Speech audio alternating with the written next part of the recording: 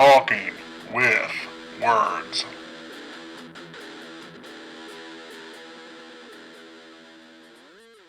Jonathan Maberry, thank you very much for joining us on Talking with Words. My pleasure.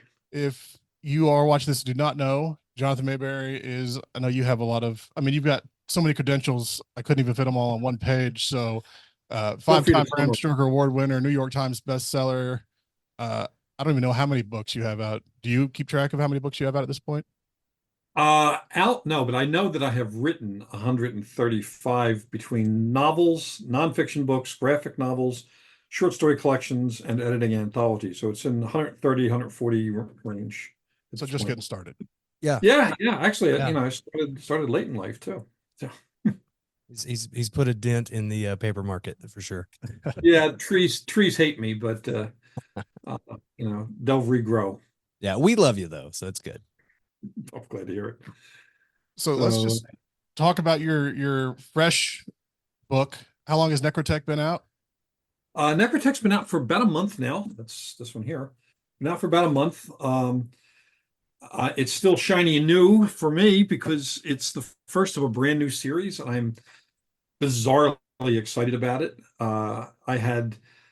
It's one of those things that every once in a while you write a book that is so much fun and you're having so much fun, even though weird, dark, nasty stuff is happening to characters that you like, you just feel like this is why you became a writer in the first place. And Necrotek also draws on some of the things that I love reading, science fiction, horror, cosmic horror, and so on, and lots of giant robots. Well, of course. And speaking of your love of the H.P. Lovecraft, seems like that is at least touched in almost everything I've read of yours. Well, that started with Extinction Machine. No, I'm sorry, Kill Switch, one of the Joe Ledger books. During the process, the events that Joe goes through, he goes into this machine or is exposed to a machine called the God Machine, which is something that I created that's part of the Lovecraftian world, and it shows up in a lot of different stories, but that was the first one. And Joe's the kind of character I can put into any story, and I don't care whether it has terrorists with a bomb or genetically engineered vampires. He's going to be the right guy for it. And the funny thing about that is I didn't actually intend to write a Joe Ledger meets Cthulhu story. My editor, Michael Homler from St. Martin's Griffin, usually comes out to Comic-Con and we walk around and chat. And usually that's when we talk about what's the next Ledger book. And as a joke, just purely as a joke, I said Joe Ledger versus Cthulhu, thinking he'd laugh it off and we'd laugh it off. That by the end of it, he went, "That's awesome," and that meant I was stuck, writing it. But it was really, fortunate because I love Lovecraftian, cosmic horror stuff, and I like putting Joe in situations that push the boundaries of what people think a series like this is going to have, and I keep playing with all sorts of fun stuff. But from then on, I just start including it. And also, not that long after that, I became the editor of Weird Tales magazine, where a lot of Lovecraft's poetry and fiction was published. And in fact, latest issue of Weird Tales came out the same day as Necrotek. Oh, awesome. We did a special issue of it for the Bram Stoker Awards at StokerCon here, which was held here in San Diego this year. So we did a special issue of it, and that came out the same day as Necrotek. And it was fun, because Necrotek is also the first book in a brand new novel imprint called Weird Tales Presents. So it's a partnership between Weird Tales, our publisher, and Blackstone Publishing. And the next book in the series, next book in the imprint rather, will be another cosmic horror science fiction by Kevin Anderson. And then we've got stuff coming up from Keith DeCandido and Dana Fredstein and a bunch of other folks. So it's fun to launch a new imprint. It's certainly a great honor to have my book be the first book, and to have complete license to do whatever I want with Lovecraftian stuff it's just gold. Yeah, that's all. It always blows up a little bit bigger. I feel like when you throw in, the sleeping god and stuff like that, you can't keep that contained. Yeah, exactly. Yeah, and yes, I have Cthulhu things all over my office, and even my coffee cup has a certain nod to it. But yeah, Nope. I mean, it's the thing about Lovecraft. A lot of people don't know this. When he was still alive, when he was actively writing, he invited all of his friends to use his characters. So it was like the first real shared world in fiction that I know of. And I mean, there had been fan fiction and so on, but he actually invited. That's why you have Lovecraftian elements in the Conan stories by Robert E. Howard, in the August Derleth stories, and just about everybody's stories who was writing for Weird Tales at the time. And you know, it's funny because not everyone likes Lovecraftian stories as much as they love some of the stuff that other people have done over the years. And there have been thousands of Lovecraftian stories, thousands of cosmic horror stories. So it's kind of fun. Yeah, the zeitgeist is quite wide for Lovecraftian. Yep. Love it. We even had that show Lovecraft Country a couple of years ago, and it shows up everywhere. I mean, The Mist by Stephen King is Lovecraftian. Right. Underwater with Kristen Stewart. It's that's a Cthulhu story, etc. It shows up everywhere. And they've even got like the Arkham games out now that is exploring the city that's based in his stories, and the Lovecraft Country, like you said, that was where that took place. Yeah, and I think Mike Mignola did the Doom. Was it Gotham by Gaslight or the Doom that came to Gotham? One of those, but they've done Batman in Cthulhu stories too, and it's one of those characters that's so ubiquitous you can put Lovecraft in anything. I just wrote for an anthology edited by Joe Monson. It's the horror at Pooh Corner. I did a Winnie the Pooh and Eeyore cosmic horror story. That's a charming little story for kids. It just happens to be a lonely little shoggoth that wants to belong somewhere. That's awesome. I'm gonna have to find one for my daughter. Yeah, it's not out yet. It's coming out a month or two. The horror at Pooh Corner, Joe Monson, editor. Perfect for time for Christmas, then, right? Yep. Yeah. Lovecraft brings the families together. Yeah. And speaking of you've touched on all these different things, and you have V Wars, which has multiple different. It's graphic novels. They have a TV. They had the one series, correct? Which I enjoyed it. I love the novel, so of course the series is pretty good as it followed it fairly closely. Yeah, I mean, well, V War. It's funny. V War started out as a little backstory. If you guys know who Max Brooks is, World War Z. Yeah. He had been editing an anthology at IDW Publishing, G.I. Joe anthology, and he invited me, and we know each other, friends. So to do a G.I. Joe story. And after that anthology was done, they had planned to have him do another anthology, but he had to move on because of film stuff. So they asked me if I would do an anthology, and I said sure, but I'd like to do a shared world. Again, I love shared world stuff. And they said absolutely. So I wrote V Wars. The first, we did 4 volumes of the V Wars book. Each book has like a 40 or 50,000 word short novel in there, broken up, of mine, broken up, and then we have field reports by other writers. And the books dug deep into issues of racism, intolerance, addiction, and so on. The show did an okay job with it. It wasn't as dark. The running joke that our star Ian Somerhalder and I share is that it was about vampires, but didn't have quite enough bite. So yeah. he and I are actually working on a pitch for a new, darker version that we intend to pitch somewhere else.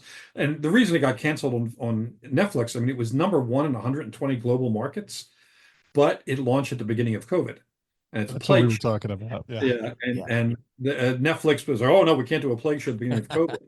And yet, what became their biggest show, the movie that most people watched on Netflix was Contagion, which is basically the same blueprint as COVID.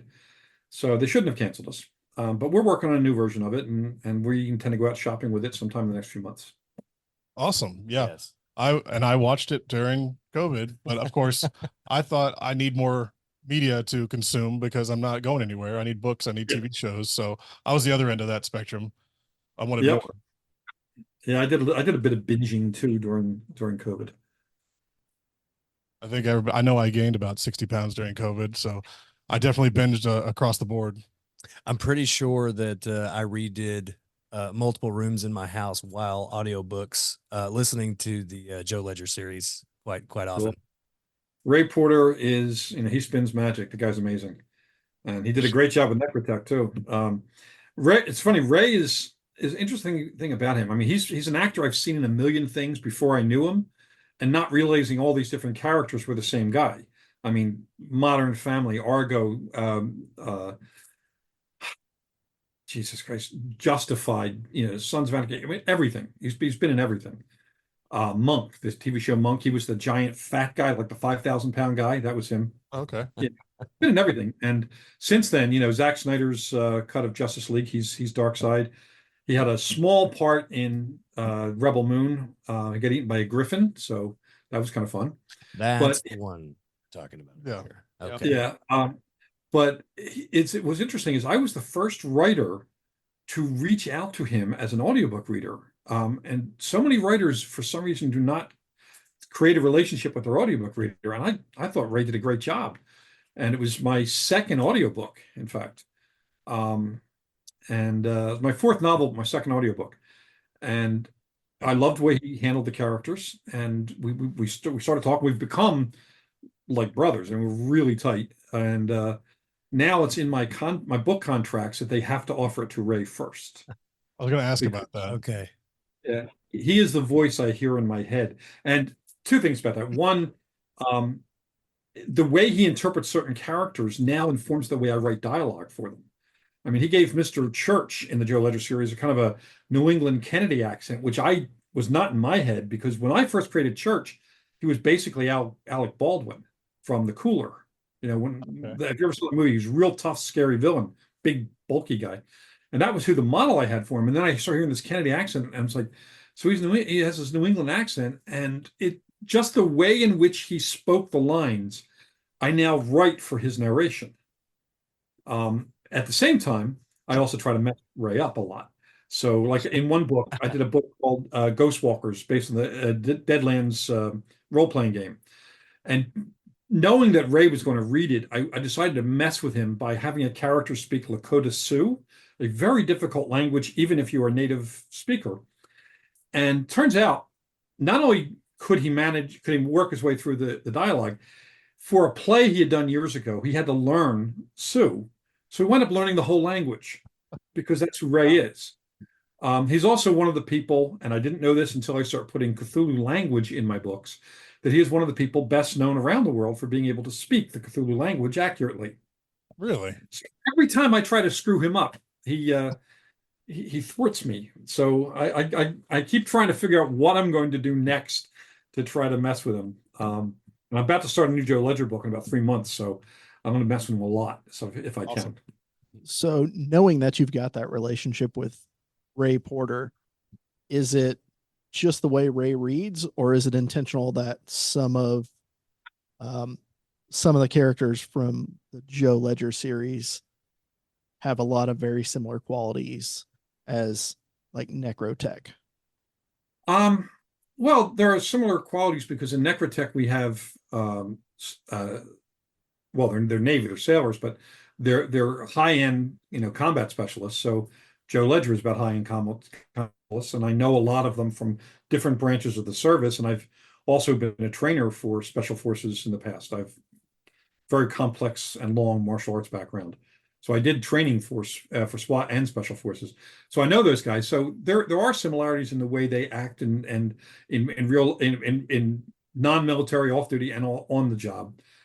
So that's not going to be that dissimilar with different types of spec op groups. And the philosophy of the character Dr. Soren, he would probably have a lot to say to Rudy Sanchez and Mr. Church. They would get along well. They're three people who are very deeply educated, and that education is not there for them to show off, but for them to be able to express themselves deeply and express complex thoughts in a useful way. So, there are some elements that are the same, but at the same time, Necrotek goes in a different direction because it is fiercely multi-genre. So I haven't written a book quite like this yet. Until I did that one. And I just finished the second one, and that actually is going to have a different voice to it. I mean, same reader, it's Ray, but it actually starts 2 years earlier and in Antarctica.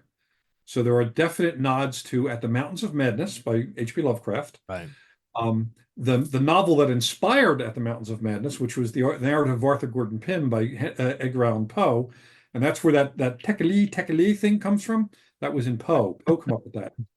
And then Jules Verne wrote fan fiction for Poe's novel. Yes, he did the first fan fiction, and that was called An Arctic Mystery, which extended it. So you have Poe, Jules Verne, H.P. Lovecraft, and then you have John W. Campbell with Who Goes There, which is the basis for The Thing. And I give nods to all of that in the first part of the second Necrotek book. And then those characters from that part of the story will interact with the characters in Necrotek. But it's a different cast of characters with kind of different motivations. But there's a female character in there that Joe Ledger would consider a sister in arms. Very similar in a lot of ways, not quite as snarky as Joe, but as tough and as with the same damaged personality, but moral compass. Firmly anchored moral compass. Joe may be weird, but he's a good guy. Joe's caffeinated most of the time too. So yeah, I wonder why.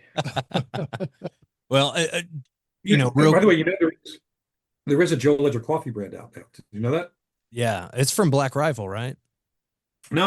It's from Old City Roasting Company. Okay, Old City's making that one. County. They put, the owner of it is a big fan of the Joe Ledger books, and at one of my signings, I was joking, saying I wish there was a Joe Ledger coffee roast, and he said, "Well, we can do that." We worked on it for months and came up with Joe Ledger Fresh Cup of Whoop Ass, which was a nice medium to almost dark blend, and then there's Rudy Sanchez Brown Sadness Water Decaf. Actually, it's quite good. It has notes of chocolate, nutmeg, and cinnamon in it. But and Brown Sadness Water is a phrase I coined early on, and I keep seeing it now as a meme all over the internet, which is funny. I use it all the time to describe decaf, so I thank you personally. It is appropriate, yes. Real quick, talking about Joe and the gang. I think didn't you just finish or got a RTI news story, a short story against Time? I actually wrote 2 Joe Ledger short stories in the last 4 days. One is a time travel story, dealing again with the God Machine. It's modern day, but it takes him back. It does have time in it, and he runs into someone who he loved and who has been lost for a long time, and everybody else will know as somebody who died in the series, and they share a mission together across time, and it was a bittersweet story, a lot of fun to write, and I just finished one this morning.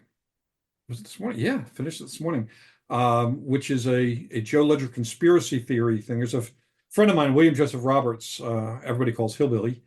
It's his nickname. He edits. He's the editor of Three Ravens Press, and he did is doing a bunch of anthologies, and he asked me for one that dealt with conspiracy theories, and so I have Joe. It's a sequel to Extinction Machine, where Joe is running down the whole Men in Black thing. The title of the story is Men Almost Always in Black. Awesome. And I just finished this with that. But yeah, Joe Ledger. It's my second Joe Ledger time travel story. The first being Atoll. Okay. And then is that one going to be a graphic novel? I think No, the graphic novel is something. It's a completely different project. Okay. We just did it. It's Crystal Lake Publishing, and it's the Joe Ledger and Violin. It's called horror graphic novel. The title of it is Hearts and Minds, and it pits Joe Ledger and Violin up against the Red Knights in a story that appears to be organ harvesting, but is actually not. It's something else. All right. And that one's fully funded, correct? Fully funded. In fact, I have to turn in the outline for the whole 64-page graphic novel by Friday. So I'll be doing that. I already know what the story is going to be, but I just need to lay it out so that we can see it unfolds over 64. But it's definitely going to be a PG-13 comic, maybe a little harder. Yeah, I saw some of the art. Was it Dave Acosta working on that one? Okay, yeah. That's going to be gritty. Good. Crushing with that. So, and you're going through all this, and I knew you were busy, but I don't think I understood how effective you are as far as That's getting awesome. stuff done. Um, in your Joe Ledger books, I know especially you have a lot of research and you have people that when you need this gun or this scientific breakdown, uh, how often do you stumble into that stuff and you just have to say, hey, what happens if this? Oh, I annoy my experts all the time with stuff. In fact, probably the guy who hears from me the most is Dr. Ronald Coleman, who is now an ongoing character in the Joe Ledger novels. In the last three novels, he works for Doc Holliday, part of RTI, and he's a real guy. He's a real molecular biologist and lives here in California. And one of those child prodigy types, graduated high school when he was like 12 or something like that. Brilliant, brilliant, but also a pop culture nerd. He even does uh, just a fanfic comic called something the Drunk Jedi. I forget what the main character's name, but it's hilarious. Anyway, so I'll text him, saying something like, "I need an infectious, weaponized aerosol version of a psilocybin-based, bioweapon." He's like, "Oh, I got you," and he gives me the whole thing. And we put like 1% of that in the book because you don't want to write a primer on how to create a bioweapon, but he can. I mean, I've never had him come back to me and say, "Oh, science will never support that." The most he'll say is, "We don't have that tech yet, but predictively we will. So we can do a zombie apocalypse. We can do this. We can do that in 5 years, 20 years, whatever." And it's like, so he's a mad scientist.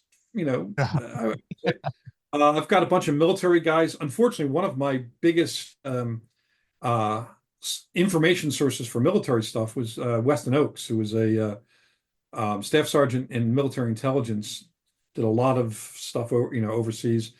And he and I wrote a novel together. He's a novelist himself, and he passed last year, just after our first novel together came out. But he was the guy who would give me a lot about not only weapons, but military intelligence, because that's what he did. But I also, I know Eric Haney, co-founder of Delta Force, and a bunch of other guys. And I have a ridiculous number of Spec Ops guys who are fans of the Joe Ledger books. And a lot of times they'll show up at signings and offer their services for any information I need. Makes it fun because half the time they'll tell me stories and then they'll think about it. It's like, yeah, you probably shouldn't put that one in the book.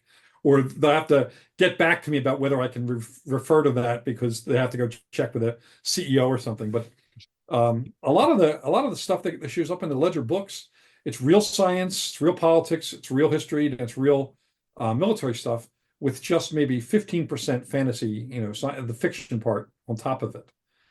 And I've always liked that with the way I write, because one of my mentors and one of my early friends was Richard Matheson, who wrote I Am Legend, the template for like all apocalyptic novels that have come since. He wrote that in 1954. And he was the first science fiction / horror novelist to give us the science. Like in Frankenstein and Jekyll and Hyde and a bunch of other books, they allude to the science but don't give it to you. He actually gave us the science for this vampire plague that's the basis for I Am Legend. And so I kind of ran with that. So, and there's also a con man saying that I like using is to describe how I use real information is the con man saying is use 9 truths to sell one lie. Well, I use 90% real science to sell the 10% of fiction. So the reader doesn't necessarily know where I've stepped off into fantasy land. Right. Yeah, it's just fun because you'll start getting into it. You're like, oh yeah, I remember this strain of code or whatever from 6 books ago, and they were working on something, and now it's evolved into this. And Yep. the continuity of it is, if you're a super nerd like we consider ourselves, it's fun to see it evolve over time. Especially like we're huge Joe Ledger fans, and just that world and with the technology and everything else as they go through it, it's satisfying. I'll just shorten it down to that. Yeah. As a reader, very satisfying. And the I'm realism, delighted. yeah, the realism too is even the way you pace your action. You will take that pause and you'll say, all right, that's when Joe ejects that magazine and pops the new one in.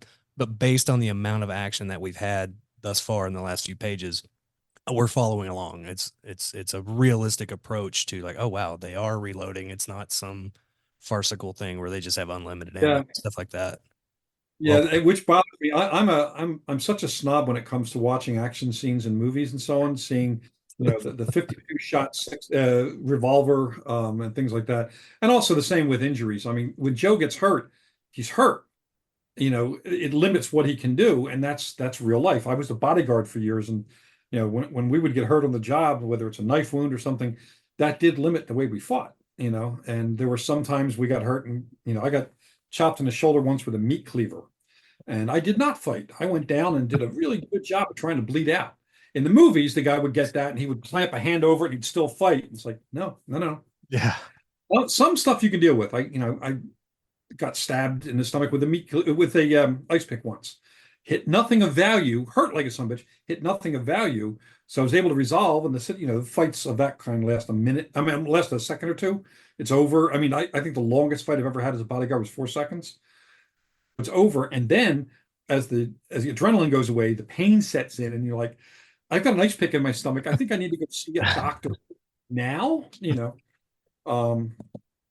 So Joe, the injuries Joe has and has had are real. The way he reacts to them, the way other people react to injuries and limitations is real, because I want to make it as real as possible. I want to be able to believe in it myself as I'm writing.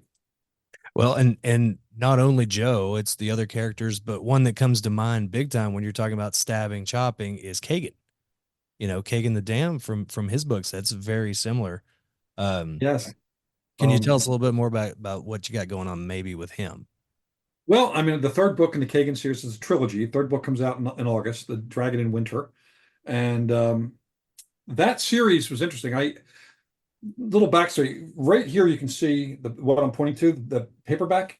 That's the first book I ever bought as a kid, Conan the Wanderer, 1968. I was 10 years old. Yeah. And that was the very first book I ever bought. So my start was epic fantasy. We called it sword and sorcery back then. That was my start in reading for pleasure as opposed to reading what was assigned in school. I went from there to Edgar Rice Burroughs, Michael Moorcock, all those guys. That was how I got into it. So roll forward to about 3.5 years ago. I was in a restaurant. I usually go to a restaurant to do my morning writing, and as I was leaving, my editor called me and said, "Hey, we just had a meeting here with the publisher, and our imprint wants to do a little more with epic fantasy. Did you ever read any of it?" And so I explained that yes, I have read a lot of it. And he said, "Can you pitch us something?" And I said, "Well, how long do I have to create the pitch?" And he goes, "Well, we really like it in under an hour." Okay, no problem. I teach book pitching, so this is not as big a shock at this point in my career as it might have been, say, 18 years ago, where I would have, freaked out. So I went back in, had a cup of coffee, wrote a pitch real quick. The character of Kagan's kind of been in my head for years, but I didn't know what book he belonged in. I didn't know whether he was going to be a short story character or whatever. And as soon as I sat down to write his story, the title came up, Kagan the Damned, and that blew up the story. And but I like the character because he's the first epic fantasy story that I'm aware of that deals with PTSD. Because everything that he is sworn to protect is destroyed in basically the first page of the book. Yeah. And but also wanted to play with his fighting style. Everyone is either an archer or a swordsman in these stories, in fantasy. I'm an indifferent archer. Like, I can hit the target, but probably not in any way that's of use. With swords, my bias, I have 60 years in Japanese martial arts. I'm good with the katana, the Japanese sword. But at Ren fairs and those sorts of things over the years, way back, I used to teach workshops in the Roman gladius, the short sword. I am, even though I'm a tall man, I'm an infighter. I like fighting up close, and I like the shorter weapon. That's why Joe has a very lightweight, short knife, very similar in length to this one. This was actually a Joe Ledger knife made for me by Nightwatch Knife Company. But the reason I have Joe use this is there's almost no weight to the knife, which means that it doesn't slow down your hand speed. So you can do all your cuts, and if you're a fast fighter, the fight is done quickly. So I wanted a fighter who was going to be fast rather than a brawny barbarian type. And I gave him 2 knives because I thought that would be an interesting choreography for myself. I wanted to give myself a choreographic challenge. And I know a lot about 2-knife fighting and single knife fighting, cloak and dagger, which is also another a real form of fighting from the Renaissance. And I just wanted to play with a different take. So his fighting is realistic, but he takes a few hits in the story, and so do his friends. The 3rd book, I think I can't wait until the 3rd book is out. I actually heard from somebody who was able to read a advanced copy of it, and they really loved it. So I'm just jazzed. We are too. But, to say that the dragon in the first 2 books is not the only dragon. Last dragon on Earth, not the only dragon. And it's probably my favorite ending I've written. Awesome. We Adam and I got him into the Joe Ledger series. Probably I started reading like the 3rd book in, maybe I got in early. My brother gave me the first book as a gift. He saw it, was like, this looks right up your alley. And we had a back and forth every time we'd finish one. Whoever finished first would text or call me like, are you done? I want to fucking talk about this. What do you think? And he ended that second Kagan book, and he's like, you ready for fucking Terminator and zombies and crazy shit going on? Because we're getting there. And it's like, hold on, give me like 2 hours. Yeah. And that was super fun. That's the way it escalated in that book. So I'm very excited to get up my hands on the 3rd one. Yeah, it's pre-ordered right now. So Nice. Yeah, that ending of the 2nd book, the big battle on the pyramid, that was something I tried to figure a way to put it in the 1st book, but there's too much setup for it, and because I couldn't wait to write that, and also the battle underneath with the Shoggoth. Shoggoth is my favorite Lovecraftian creature. He shows those things show up in a lot of my stories. when that they make an adaptation of this, I'm not gonna say if, it's when, because that is so cool. Like if we get that season finale, and if it is that scene, it's gonna be amazing. Like I hope it's as good as my imagination. So I'm hoping too. Speaking of which, and I can't name names, but the Joe Ledger series just got optioned for television. Now it's the 4th time it's been optioned, so there's a little bit of a history on that. right. The first thing was optioned by Michael DeLuca, a huge producer, on behalf of Sony, who took it to ABC, and we had at one point Jeremy Renner lined up to be Joe. This is before he was Hawkeye, and Kate Beckinsale lined up to be Grace Cortland. And to give you an idea how long ago this was, Kevin Spacey was on board to play Mr. Church. Oh, okay. Dodged the bullet there. The president of ABC had to decide between that or the remake of Charlie's Angels with Minka Kelly. So they are kicking themselves for the last little while. Yeah. Renner and I cry about it a little bit every now and then.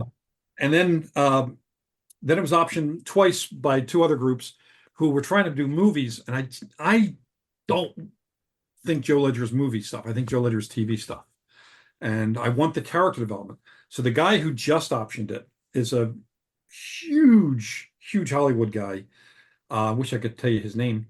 Maybe after we're done recording, I'll tell you off record. Yeah, off Mike, that'd be great. But let's just say he knows how to handle action. Awesome. But he's also been reading the Joe Ledger books since the beginning. He's so conversant with them. He's telling me lines from this book and that book, and I'm thinking, I have to look this shit up. Is that it? Did I write that? He's so deeply into it, and he had exactly the right idea for what would make a Joe Ledger show. Not necessarily doing 1 book per season, because I kind of don't like direct adaptation myself from anything. What we're going to do is we're going to use the setup of it, and then basically build the show based on whatever's going on in the headlines now, so it stays current. Yeah. And so if the war in Ukraine keeps lasting, you might see Joe over there, et cetera, et cetera. And Love that approach. Yeah, that's pretty yeah, cool. Love that. Yeah, it allows us to play with different characters and different seasons and so on. So, fingers crossed that it goes from option to production. But Right. he's pretty enthused about it, and as soon as all the paperwork is finished, which we're just about to finish the last little bits of it, I'll be going up, spending some time up in LA with him, and to start mapping out what information we want to then share with the potential showrunner showrunner being a head writer for a show, and going to have fun with it. But he's that same guy, that same producer, is now reading Kagan. Fantastic. yeah. Nice. Will you be adapting that for the screenplays and everything? How's that going to work? The weird thing is, it's very rare for the writer to do the adaptation, because showrunners are as big in Hollywood now as directors and producers are. I mean, these are the guys who they put their stamp on something. So we were going to hire a showrunner, but I'll be an executive producer. I'll have creative input through the whole thing, and hopefully get to write some episodes of the show. Okay. So that's kind of the working plan that we have in place now. So when you're the, and I'm pretty sure I read this, that you still are the president of the International Association of Media Tie-ins. Mhm. Is that you're still accurate on that? Yeah, yeah. So you have your hand kind of in both fields a little bit, but you're working with other people's fan fiction, if you want to call it that, bringing it over, right? Yeah. Like, how it works? So you've already got some hold on that mentally. well, I started out with media tie-in, kind of, it's weird. The flu started. I had the flu. When I get sick, when I'm sick in bed, and I get man flu as bad as any other guy does, I at death's door the whole time. So I like laying in bed and watching monster movies. And for some reason, werewolf movies make me happy. So, I was on Facebook talking about, I was trying to build a list of werewolf films of stuff maybe I hadn't seen. And the conversation went on and on and on, because everybody has favorites. And, and one of the people who apparently followed the hashtag werewolf movie, and this is, 2010, 2010 or 2009, followed the conversation, told her boss about it. Her boss is the vice president of licensing at Universal Pictures. So the vice president calls me up, and, again, I'm still sick. And she said, have you ever seen The Wolfman? I'm like, you just told me your assistant was following my werewolf movie conversation. Of course I've seen The Wolfman. She said, well, do you know we're remaking it? And I said, I'd heard something. She said, well, would you be interested in writing the novel? Because unlike Frankenstein and Dracula, there never was a Wolfman novel. There are werewolf novels, but the Wolfman is a specific character created by Kurt Siodmak back in 1941 for the Lon Chaney Jr. movie. So I put her in touch with my agent. They worked out the right numbers. And what I found out is, when you're writing a novelization of a movie, you don't get to see the movie. You get to see the script. That's it. No stills, no rushes, no movie, just the script. And so all I had was the original script by David Self, which was a brilliant script, and then the shooting script for the version that made it to the movies, and they're vastly different. Yeah. And the movie version took out a lot of the character development that David Self had put in there, but also just made it a bloody action film rather than a good movie. I'm not a fan of the movie, unfortunately. So they gave me complete license to write whatever I wanted for the novel. So I wrote a Gothic novel. I did research on England at that time, and everything from what they ate to what they dressed, and trains schedules and everything. I wrote a Gothic novel, and it came out in 2010. It was my first New York Times bestseller, sold a gazillion copies. And the reviewer for the New York Times said, the movie sucks, don't watch the movie, read the book. Which sold a lot of copies of the book. Didn't necessarily endear me to Universal, though. I didn't say that, he said it. But that was my first media tie-in project. And from there, I started getting invitations to write original things as opposed to adaptations. It's the only novelization I've done. I've done a lot of work in different worlds. I've done John Carter of Mars, Wizard of Oz, True Blood, Hellboy, Chud. If you remember that old horror movie, Chud story. There's tons and tons of media tie-in stuff. And then more recently, I've been doing media tie-in original stories tied to video games. Diablo 4, World of Warcraft. I just did a Godzilla versus Cthulhu comic book. Oh, damn. Yeah, I'm surprised they even paid me for that. I mean, it's like, you kidding me? So I started doing a lot of this, and the Wolfman had won this award called the Scribe Award, which is given out by the International Association of Media Tie-in Writers. And at one of the Scribe Awards some years later, I had won I think it was my second or third, I won. A bunch of us went out, we had some martinis, And next day, everybody's congratulating him for agreeing to be the president of the organization. I'm like, well, what now? Apparently I agreed over, I don't know which martini it was, but there were a lot of witnesses, so now I'm the president. But I love the organization. I love media tie-in fiction. We have an incredible slew of writers who write in it. Joe Ledger is now a media tie-in because there are 2 anthologies where other writers have written Joe Ledger stories, Right. including Wayne Brady, the guy who, whose line is in Anyway, he just got off Broadway from The Wiz. Big Joe Ledger fan. He wrote a story for. And so Joe's now a license. He's now media tie-in, and people have won awards writing Joe Ledger short stories, which is kind of freaky, but also cool. People have won awards writing V-War short stories too. That's awesome. Yeah, it's fun. And with Joe Ledger, and we talked a little bit about it with the other books you have, the other series, you have a lot of, crossover, and some characters will drop in and out, especially you had Ink with Monk Addison, yeah. And that Crow mentions Joe, and in was it Dead of Night, where you have a Dez, and she appears in, was it Deep Silence, maybe as a Flash. Wait, which character? Dez from Dead of Night.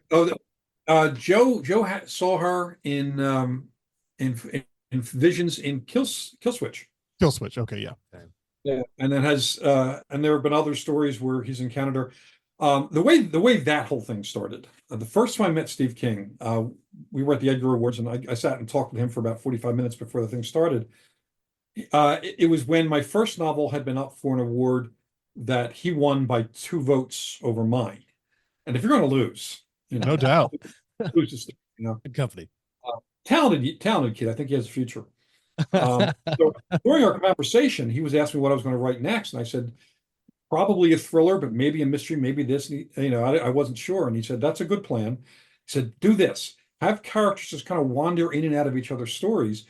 He says, if it's something that needs to be a standalone, then keep the walls solid, but otherwise let them wander in and out. He said, your dedicated fans will love the cameos, the Easter eggs, and so on, and will know them. And if they're not fans, make sure they're written in such a way that it's not like anachronistic, rather, so that people don't understand it. So I started doing that. The first crossover for Joe, actually, come to think of it now, was in Assassin's Code. Jonathan Corbeil Newton, the vampire expert they're talking to, the 4th Joe Ledger book, is a character from my 3rd novel, from the 3rd book in the Pine Deep trilogy. Yeah. And Monk, in the novel Ink, Monk is in Pine Deep. Yeah. In the next Joe Ledger novel, Burn to Shine, Burn to Shine, the whole book is set in Pine Deep. So you have Monk, you have Sam Hunter, my werewolf PI, you have Crow, you have Mike Sweeney, and all of them, and Nicodemus. They're all in Pine Deep, and I just finished that. It was the first novel I wrote this year. It'll be out in March of next year. I had a lot of fun with that. Awesome. Do you love going back to Pine Deep, because you wrote the trilogy, and you've kind of hopped in and out with, of course, Ink. He's mentioned, Pine Deep's mentioned a couple of other books. There's a character in Dead of Night and Fall of Night who's the brother of one of the bad guy cops from the Pine Deep series. Jim Polk, his brother, is in Dead of Night. So they're all in the same world, and Pine Deep is my Castle Rock, or my Derry. It's based on a real town. It's based on the town of New Hope, Pennsylvania, which is, or used to be, known as the most wanted town in America. Now, I think now Savannah, Georgia, or maybe Gettysburg is, but that used to be the most wanted town in America. And I love the concept of a town where it brings out darkness in people, so you could tell any kind of story you want. And so yeah, I've been, there's 5 novels now set in Pine Deep. The original trilogy, there's Ink, and there's Burn to Shine, and there's a whole bunch of short stories, including one. I had a book called Long Past Midnight that came out last year, which is all Pine Deep short stories, and includes one that has Joe Ledger, Sam Hunter, and Crow, called 3 Guys Walk Into a Bar. And That was Joe's second visit to Pine Deep. His first was in a short story called Material Witness, which is weirdly partly autobiographical. The character, the character Joe's trying to save is a writer who had come up with a unstoppable thriller plot, and now terrorists want to get him to get that idea. I have a friend who used to do programs for Homeland Security, where and if you read King of Plagues, you'll recognize Terror Town. He would do these counterterrorism weekends, long weekends, where he'd bring teams in from all over the country and all over the world, and they'd work through protocols, work through scenarios rather, to come up with response protocols. So there's always a response on file. And since he was an old friend of mine from high school, in fact, I would give him some of my Joe Ledger plots and see if something he could use, for this training. And they would run them. And there was one I come up with that after 8 tries, the best case scenario was a 40% kill of the entire US population. Oh. So they leased it from me. And this is your tax dollars at work. They leased it from me for 99 years. And I signed this whole stack, this NDA thing that is scary as hell. But that also paid off my son's college like that. Yeah. So I just wrote a story where a guy like me had they come up with an unstoppable plot. Yeah. So We joked before, I think it was after reading that novel, that they probably have a room dedicated to you at the Pentagon of just ideas and texts and emails of, hey, how do I make this virus that kills everyone? Well, I've been in a few think tanks, and there are actual think tanks where they bring writers in. In fact, my buddy Brian Keene does one for the CIA, where originally they had him in to create outbreak things, because he did one of the landmark zombie novels from the early 2000s, Dead Rising, and so he and a friend of his would go to Langley and be part of a think tank coming up with these wild ass plots, and usually those wild plots have a seed of reality, like the outbreak of a disease. And we've all come up with outbreak scenarios, and unfortunately, sometimes the outbreak scenario matches something that really happens. Not because they've read the book, but like I did a graphic novel called Pandemica in 2018. I wrote it in 2018. It came out right at the beginning of COVID, but it is COVID. I mean, it's the same basic way that played out, including the political games playing of it. It is dangerous. It's not dangerous. It's really bad. It's not really bad. Had that same politics in there. And people thought that I was writing it about COVID, but I wrote it 2 years before that, or a year and a half before that. So sometimes we just look at what's out there and we think, well, what's the worst that can happen? And often that aligns with what actually does happen. Yeah. A little scary. Did you have that moment when COVID hit? You're like, oh shit, I know this game. Yes, because they were issuing the comic at the time, like once a month. And after issue 3, they stopped publishing it for the rest of COVID, because first of all, the comic book stores closed. And second, we were getting such pushback because it looked like I was trying to exploit COVID. Yeah. And I tried to explain, even though you can explain, even show them that you have the script from 2 years ago, they're not going to see that interview or that blog post or something. So they just think that you're trying to exploit, and that sucks. So. Yeah. Oh, that's awesome. Okay, we talked about a little bit. I just want to do one more on the Joe Ledger series. I've got another question. I mean, I've got 1,000 questions, but millions. one more that I wrote down. I got plenty of time, so okay. We're good. And I remember this specifically because they had talked about this, what's it called? The Prince of Lies in Kagan. And this man calls me. He's like, have you seen him yet? It's like, who are we talking about? He goes, you'll know. And I like that you included the Flag nickname in there as well as the nod to Stephen King. But with permission by Stephen King. That's what I wanted to know. That's cool. That's very cool. Except Steve's a friend, so. Yeah, and I love, and like you said, your fans, when they see it, they're like, oh yeah, there's that. Do you know when you're writing something that, like, oh, who would be really fun to throw in right here would be, Nicodemus or a church-like character, or let's just throw Joe in there. Well, I plot out everything way ahead of time. I had all 3 books plotted out, so I knew I was going to put Nicodemus in book 2, and that he was going to have a different arc in book 3, his arc is not exactly what people will expect. And that's in keeping with the character. I mean, he is an immortal trickster spirit, kind of like Loki or Anansi or, Coyote or one of those. They're not actually bad. They're chaotic. Chaotic is not bad. Sometimes chaos does bad things. Sometimes chaos does good things too. So we explore a little bit of how far down into hell does he want to go to have fun, and when does it stop being fun for someone who's an immortal trickster? So we'll play with that in the 3rd book a little bit. And we've gone back and forth 100 times, just late night over beers, like, hey, let's talk about Church and Nicodemus again. And we'll just, that train will leave the station and then we'll wake up the next day with hangovers. So it's really fun to have those kind of things. Well, the next book is The Alchemist in the Joe Ledger series, and that's going to be Mr. Church's origin story. We've Do been tell. very excited about that for a little while. Can't wait. Yeah, I'm Posted pretty something about it. too. I think I got a phone call 10 minutes later. Yeah, it's one of those things that's an open secret. Part of it is I made a kind of a unofficial deal with my editor that if we got up to the point where 250 people guessed who Mr. Church actually was, that I would tell his origin story. And Ray Porter, not surprisingly, is the first person to guess. I didn't tell him; he actually guessed. But we're up to over 600 people who have now figured out who Church is. So but they don't understand how that guy became Church. Yeah. So I want to tell that story. And of course, Church's story and Nicodemus' story are intertwined. And there's a scene in Burn to Shine that is going to get me a lot of mail. Not maybe good, maybe bad, I'm not sure, but a lot of WTF question mark mail I'm going to get. So I'm looking forward to that. He's making notes.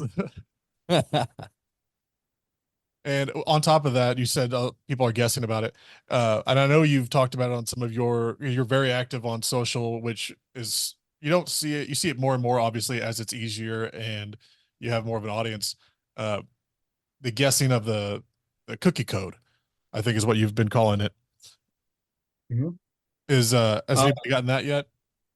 One person has gotten it, and it's a little bit of a cheat because he's an ex-CIA analyst, and it was the original cookie code, not called the cookie code. The original one was created by a CIA analyst.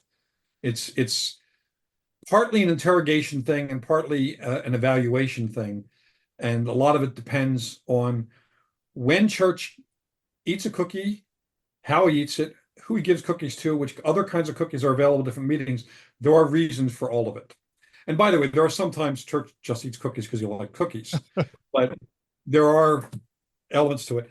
But and that person got to know, the deal I made was if somebody figures it out, I will tell him Church's backstory, and I did.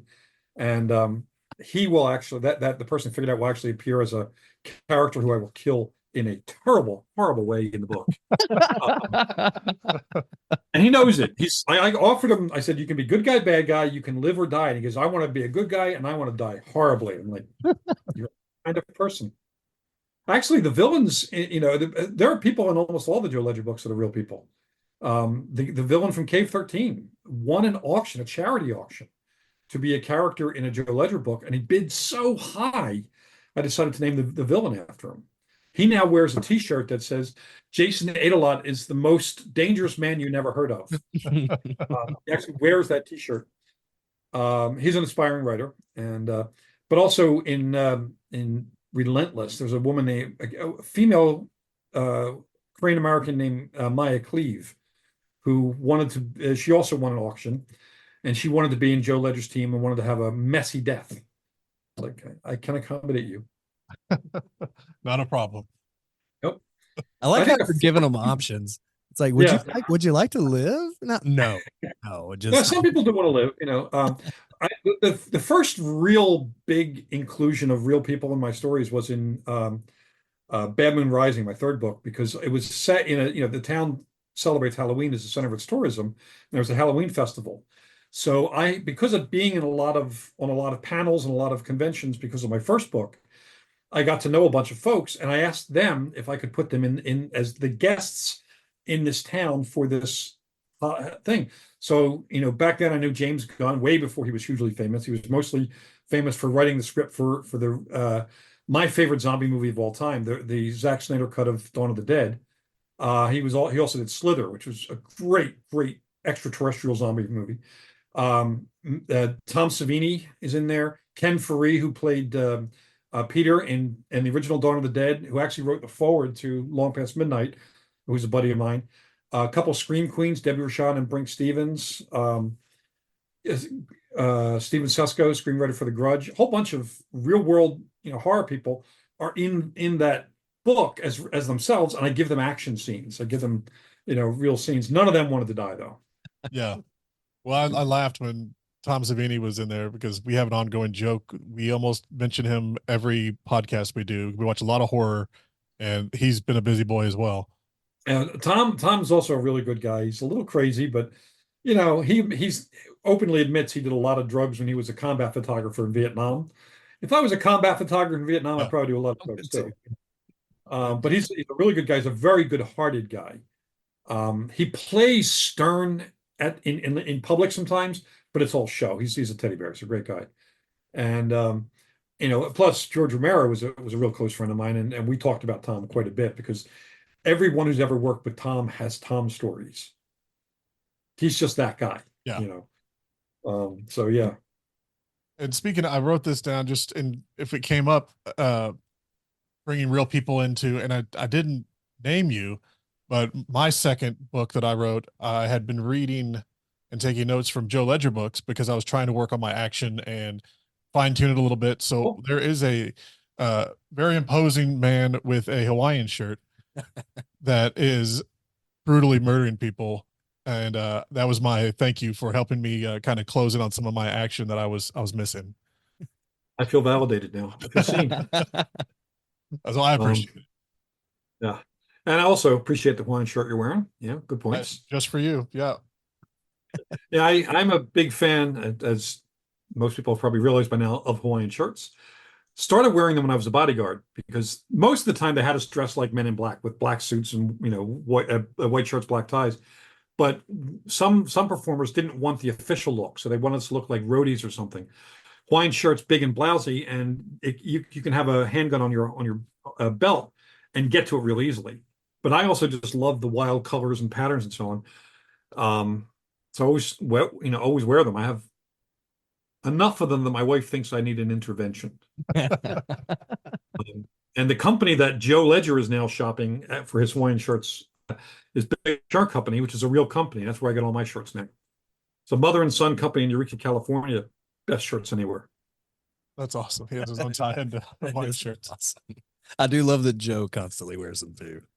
Yeah, I mean, he was wearing a Hawaiian shirt in the very first scene we meet him. He's on the beach in Maryland, and but yeah, I love Hawaiian shirts. Joe, I'm trying to figure a way to get toys into a Hawaiian shirt while still keeping him in character. Haven't quite gotten there yet because he's not the Hawaiian shirt sort of guy. Or church. Yeah, church and Hawaiian shirt would be great.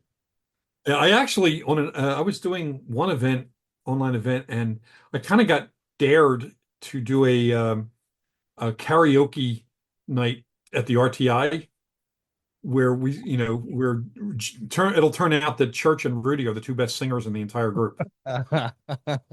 Church does opera, and Rudy does a nice baritone, can do a little bit of everything. I can see Rudy. Oh yeah. Joe can hit the note, but everything he sings sounds like Home on the Range. He's not a great singer. He has no phrasing. That's perfect. Let's see. You've talked about the new stuff.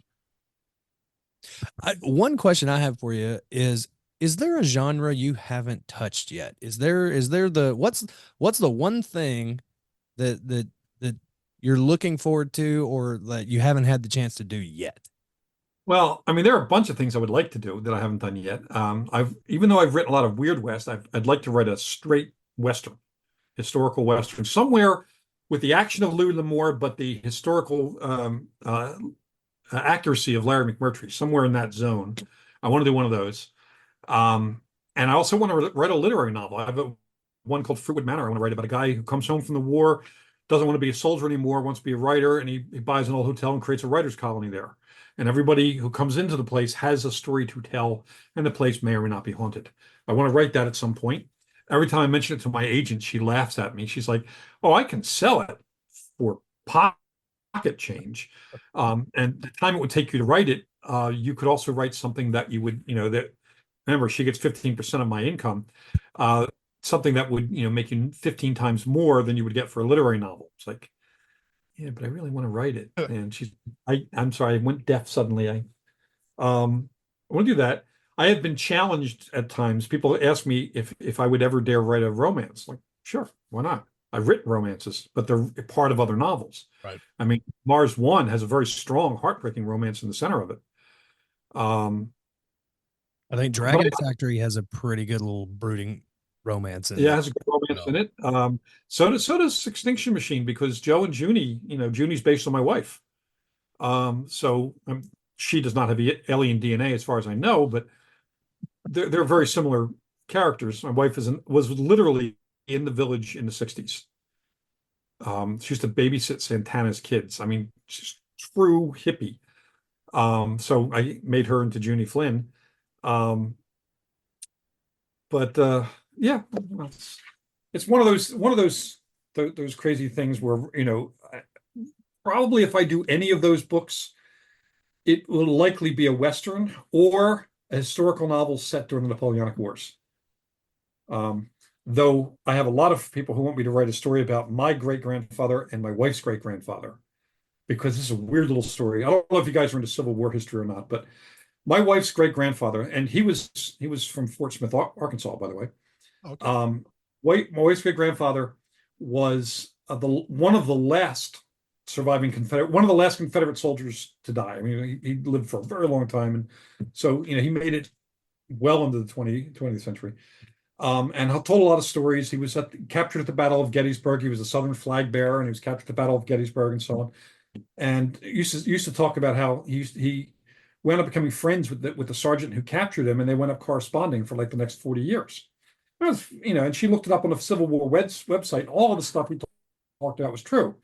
And she asked me if I would want to look up my great-grandfather, and I didn't, because first off, my father was a monster. He was a criminal abuser, plus he was in the KKK. He was a terrible human being. And his father was no good either. And when I asked my great-grandfather, who I'm named after, my mother named me after my great-grandfather, apparently to piss my father off, because my father said, "Oh, he was a traitor." I'm thinking, well, that's just great. So we looked him up, and it turned out the reason my father thought he was a traitor is because he left the South to fight for the North. At the Battle of Gettysburg, he captured the Southern flag and captured my wife's great-grandfather. And it's in the Civil War records. We found his gravestone, Medal of Honor. He won the Congressional Medal of Honor capturing my wife's great-grandfather. That's crazy. That's insane. Yeah. The book Assassin's Code is dedicated to him, in fact. Because it was while writing that I found out about this. But somebody, a lot of people have asked me if I'd write that novel. The problem is we know that they corresponded, we know they stayed friends, but we don't have any details. And it would just be writing fiction with characters named after the two of them. Yeah. If I could find historical documentation, I would write that novel in a heartbeat. Yeah. Other than you have to fill in the blanks, otherwise, yeah. Yeah, it would. I mean, except for the headline stuff of he was a Southern flag bearer. My grandfather captured him, John B. Maberry. Except for those details and the fact that I have his sword. He got a presentation sword. My father kept it in our junk pile in the cellar. I have it now. And he was a Medal of Honor winner. I don't have any other details. Yeah. All I know is it was buried in Delaware. That's all, that's the last I have, but it would be a fun story to write if I could ever get the details. I would like to know the whole story. Yeah. Yeah. That's crazy. Yeah. That time gap and that bringing it all together. My life has actually been weird in that I've had an extraordinary number of encounters with exceptional people, or have been somewhere connected to them. Like I mentioned earlier, Richard Matheson was one of my mentors. He and Ray Bradbury and Harlan Ellison kind of took me under their wing when I was a kid and mentored me. So did Sprague de Camp, who was one of the co-writers of Conan the Wanderer, which I bought that book 2 years before I met him. Didn't know he lived in the suburbs of Philadelphia. I became friends with George Romero. I knew Stan Lee. So it's weird that and this is one of the things you don't think about when you become a writer. You don't ever think that the pop culture icons that you kind of like as a nerd boy worship could become colleagues and friends. You know, Right. like I thought I'd become friends with Steve King or Neil Gaiman or R.L. Stein, but they're buddies of mine. There's a part of me that's not okay with that. I mean, it's like I'm not like there's a part of me that thinks I'm in a coma somewhere and I'm dreaming this stuff. And if anybody wakes me up, I'm gonna fucking kill them. Because this is there's Stan Lee coming over to I was doing a signing in Texas at this big event. Stan Lee came over with a huge stack of my Captain America graphic novels and had me sign them because he liked that particular storyline. He had me and the artist, the interior artists, and the cover artist, Adi Granov. We all signed it, and he auctioned them off for charity. Shit like that. You just don't expect it to happen, and it's Awesome. now part of the life. And I'm still a bookworm nerd boy at heart. So there's a part of me that inside is like, doing the Snoopy dance all the time. Though luckily I have good game face. That's awesome. As blessed as you feel to be surrounded by all of your peers, we as fans are really blessed to have your words written down. Like, I'm so thankful that you have all these amazing series, all of these opportunities, just to put it all together so we can read them, talk to you. It's fantastic to be able to read your stuff. Well, I really appreciate that. I'm glad you're enjoying them. The fact that you're enjoying them is the biggest part of that for me. I mean, I really, and also with social media, with podcasting, with public appearances, I actually get to meet folks who like my books, which is really good, but also are bookworms themselves, so we can talk pop culture and share ideas of what to read, what to watch, and so on. So, the fact that the fan world includes the writers, most of the writers who write in this stuff, is fun because we party out with the people who read our stuff, and we read each other's stuff, and we have people that we fanboy over. I got to admit, the first time I met George Romero, I had a hard time keeping a straight face. Yeah.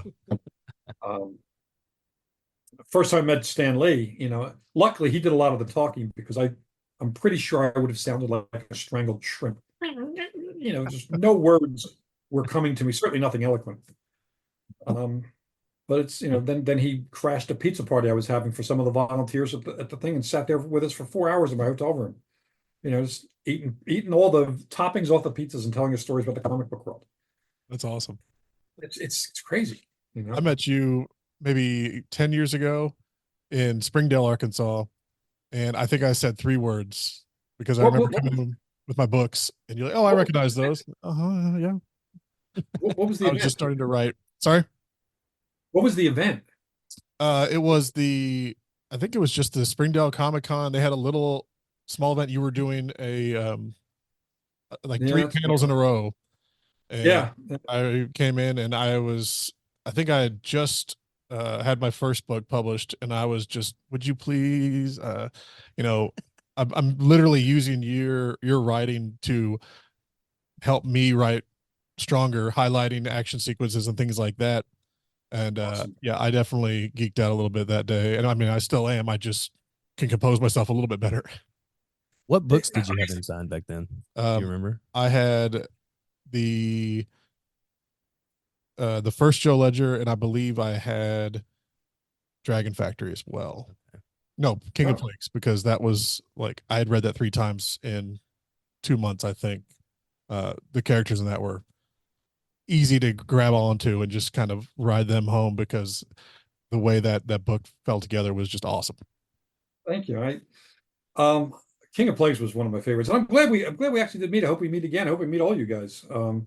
If you ever come out to Comic-Con, let me know because I can get you tickets. No problem there. So yeah, for sure. We're when you're going to get there, I can get you 4-day pro badges and be fun to hang out. Let's go. Yeah. Yep. We'll book it. Yep.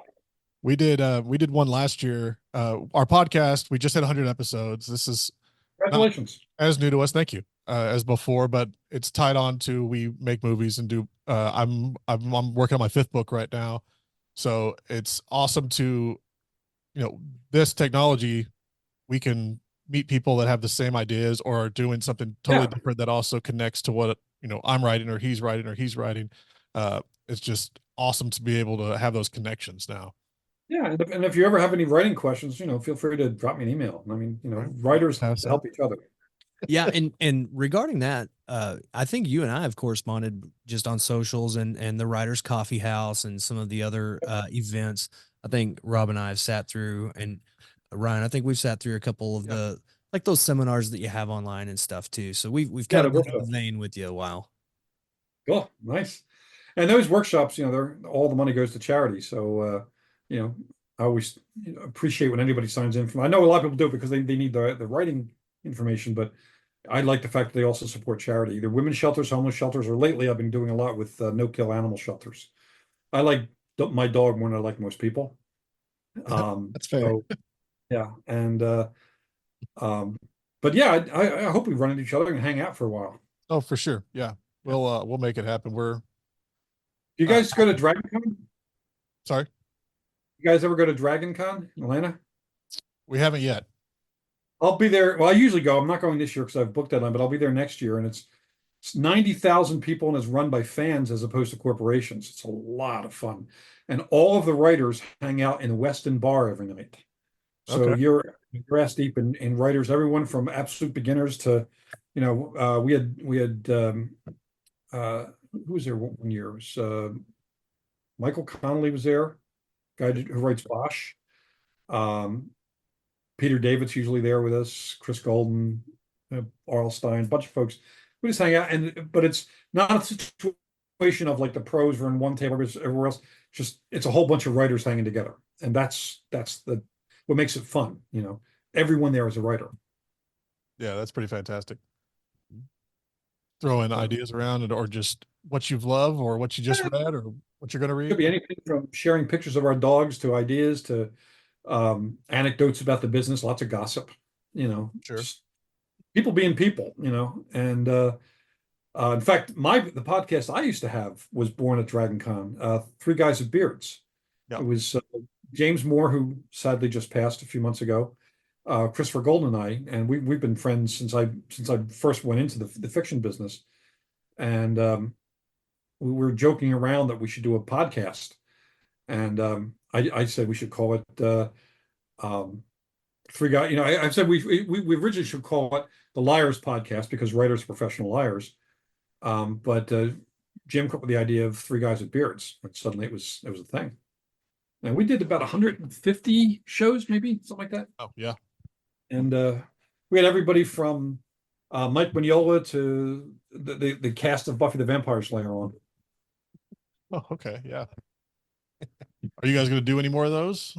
No, well, I mean, we stopped when Jim got cancer, Right. and also Chris Golden and I, our careers have gotten like exceptionally busy. And you guys know how time consuming getting a podcast set up and all is. Oh, yeah. So, we bailed on it, but I miss it, and you guys are Three Guys with Beards. I was going to say we can homage that, or we'll get you back on before Guys with Beards. Be fun to kind of get Chris and I to do one as a tribute to James Moore because he was such a good guy, and cancer really destroyed him, and he passed 3 months ago, about 3 months ago. That's a hard one to get past. It's like Weston Oaks, he and I did Sleepers with first Sleepers book together, and I'm starting the new one next week, and it's gonna be tough doing it without him. I mean, I can write the book, of course, but we had a great rhythm together. Right. Did you guys read that one by any chance? Sleepers War, Alpha Wave? I haven't had the chance on that one yet. I think it's sitting over there somewhere, but I have not picked that one up yet. It is a fun damn book. It's also a long damn book. The second one won't be quite as long. First one's a doorstop. But we did all the world building in the first one. So I'm about to write the second one, but man, I'm gonna miss writing it, miss Wes when I write it, because he was such a great guy. He's a really good writer, incredible human being. And unfortunately he passed. Yeah. Lost a lot of our colleagues. David Farland passed and a few other folks have passed. It's really tough. I heard, I don't remember when it was, last year maybe, that after Peter Straub, I know Stephen King was talking about, the dark the Talisman. They were going to do a third one, and kind of the sentiment. You know, I can do it, but I'm gonna be doing it with that hole. That's Yeah, different. yeah. And Pete was a great guy too. Yeah, one of my favorite writers. His Ghost Story is still one of my favorite novels. Yeah. In fact, when I was teaching myself, I didn't. This is a thing about writing. If you don't mind me, a little bit digression here. I, when I wanted to write my first novel, which I was a nonfiction guy my whole life. You know, I started publishing magazine feature articles in college. Did that for years and years. So I was in my 40s when I decided to write my first novel. And since I had never taken a creative writing class, I decided to take the 6 novels that I liked that were in my subgenre, which was small town horror, and read them again as a reader, then reread them multiple times as a writer, looking for the elements of craft or the writing craft that I had found in books about writing, and then looking for how Stephen King did it in Salem's Lot, Peter Straub did it in Ghost Story, Shirley Jackson in The Haunting of Hill House, etc. So I had 6 books, Robert McCammon, and I went up reverse engineering those books back to plot outlines. So some years later, I shared the plot outline for Ghost Story with Pete Straub, and he's like, "Oh my God, it's like 80% of what my outline actually looked like." So, you know, it was fun being able to find the carpentry, Yeah. that he built that book. And since I'm a plotter myself, I wanted to understand how they did it. And it was great going into those books as a writer, because it's a different experience than as a reader, and just dissecting them, not to copy anything, but to learn from 6 different writers how the different elements of craft are used differently, and to see what game they brought to it and what innovation and so on. It was a lot of fun. And talking about writing, you mentioned already that you outline everything before you write. Do you have the end in your head? You know exactly where it's Oh going to yeah. go? Not only do I have it in my head, usually when I start a novel, I write the first couple chapters and I jump forward and write the end. Okay, yeah. And since I have my outline, I don't need to write sequentially. I can write whatever I want to go. Like the Joe Ledger books, not one of them has been written sequentially. Usually the interludes, I work on some of those, and it might be an interlude from later in the book, early in the book. Some of the other plot lines, some of the other, like the DMS stuff or the RTI stuff, may not be written at the beginning of the book where it appears. It may actually show up later on. So, but yeah, I know the ending. And my plot outline, though, was really bare bones. Like each chapter is a single sentence describing what's in the chapter. I don't want to overplot on one day, because you can't expect to have all your best ideas on one day. Right. So I want to allow for the organic growth while writing, but I still need the equation of cause and effect. This plus this event leads to this inevitable ending. And if I know that equation, I can then build in foreshadowing and metaphor and motif and other things that allow the story to, the reading experience to be richer, because the readers can kind of see what's going on and kind of follow it, and maybe sometimes get there around the time I do. And then, of course, you got to throw that little twist at the end so that you give them something to reward them for having been such a devoted and alert reader. But yeah, I know I even plot out my short stories and I write the end of them first too. I've done the story I did yesterday was my 163rd short story, I think. 163rd, yeah. And around story 20, I was on a panel with Dean Koontz, and he was talking about how when he writes something, he does what he calls the Faulkner method of plotting, writing the beginning, writing the ending, and then backing up and aiming at the ending. And it's like, wow, it sounds good to me. And it doubled my writing speed. I mean, easily doubled it. So now I'm doing a novel every 3 months, where my first novel took me 3.5 years, because I don't wind up writing stuff that I have to cut later on. Because if I know the ending, I write toward that, and it keeps me kind of on track. And also streamlines the storytelling, even in a big book, because again, you're not writing fluff. You're not writing stuff because you're supposed to write something that day. You're writing stuff that actually will drive the narrative. Right. And I mean, you got to be giving King a run for his money at this point on how fast you're writing. He was, the end all forever, and you're pushing out what, 4 or 5 a year? 3 to 4 novels a year, plus about a dozen short stories, plus editing Weird Tales magazine plus editing anthologies. So I have a busy year, but it's also my day job too. I mean, this is what I do 9 to 5. So I have the time to do it. The part of the speed is liking the speed. Not everyone does. I have a buddy, Dennis DeFoya, who writes one crime novel every 3 or 4 or maybe even 5 years. That's the speed he likes.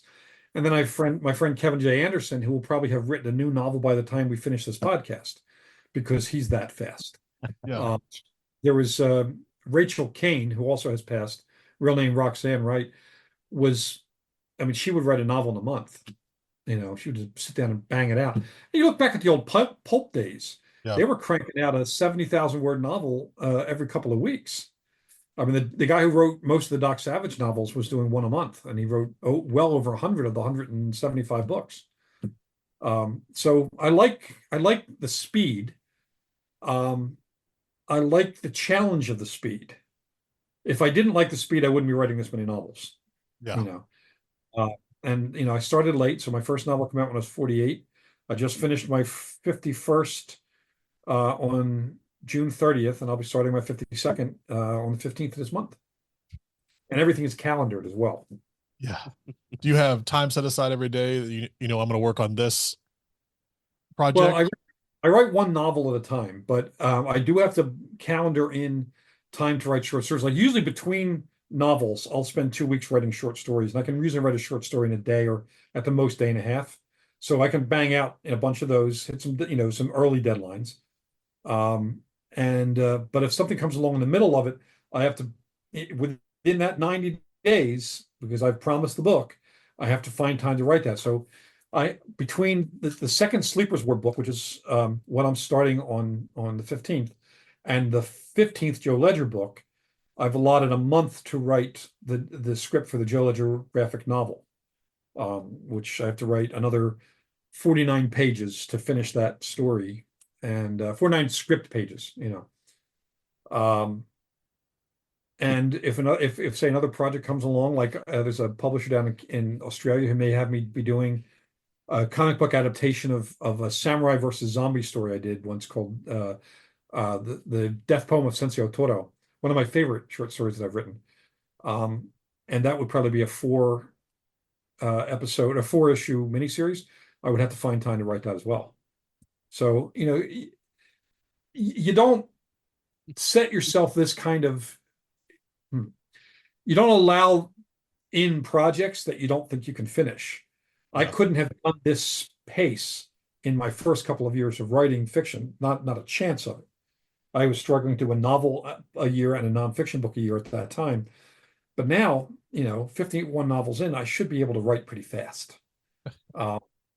And since I write 3,000 words minimum a day, unless I have a really busy day where I've got to go up to LA for a meeting in Hollywood or something. If I'm home writing, I'm going to write 3,000 words. If it's action, it's going to be closer to 4. And if it's near the end of the book, it's going to be closer to 6,000 a day. But I know I can do that, so I can plan in that kind of word count, and also plan in days where I'm likely to do 1,500 because I have to get something else done. So it's like any good business, you have to understand your process and be able to work with it to refine it so you're not wasting your own time, but also to maximize it so that it's a more profitable company. And I like being able to put out a lot of different products because each of those products also satisfies my desire to have that story real. Right. I write the books I would read. I write the comics I would read. So what you're saying is you can write faster than Ray Porter can talk, is what I'm gathering here. No, actually, because he records a Joe Ledger novel in about 3 weeks. It's amazing. It's amazing. All of that is so. He also does something that I think is supernatural. He cold reads. He doesn't pre-read the book. Oh, really? Really? And just starts recording it, which I think is proof that he is not a human being. I don't even know. I know a lot of audiobook readers. I don't know anyone else who cold reads. That's When wild. they talk about Ray Porter like he's a freak. It's like, that guy cold reads. Occasionally he'll run into something like if he was doing one of the books where Nicodemus was in it, but we didn't know it was Nicodemus yet. He had to go back and re-record a couple interludes. So nowadays I tell him ahead of time when I'm writing a book, I said, you need to know this about this character. So I'll give him a couple of brief notes, but otherwise it's cold read. And Wow. he just finished Dragon in Winter. Can't wait to hear that. Yeah. I was Yeah, I was wondering that chills same thing because he does Vox's voice early on in a book, but you don't know it's him, Hugo Vox. And if you're paying attention when I'm driving, I listen to audiobooks as opposed to the stack carrying around. And I heard it. I was like, so he has to know that that's Vox right now because it's the Vox voice he used in King of Plagues. So that's awesome. Yeah, yeah, because I wanted, um, well, I was actually trying to surprise Ray with that, but he caught on pretty quickly. He actually figured out who the character was pretty early. He's, aside from being a really good actor and a really good reader, he's also an extremely smart individual. And as a result, he's fun to work with because he gets the science, he gets the politics, he gets the history, he gets the character complexity and nuance. And he also brings a lot of empathy to his performance.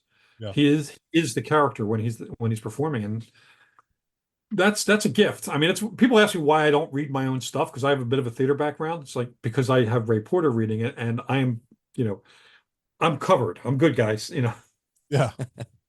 In fact, even when I do signings down in either in Burbank or which is an hour, 2 hour drive from here, or here in San Diego, he'll often come down for the release and he'll do the reading, and then he'll just interview me and we'll just chat back and forth, and it's a whole bunch of fun. That's awesome. What a Awesome. guy. Yeah. There's also one weird thing is he lives in Pasadena, and there's a whole bunch of audiobook readers who live like within a block or two of each other.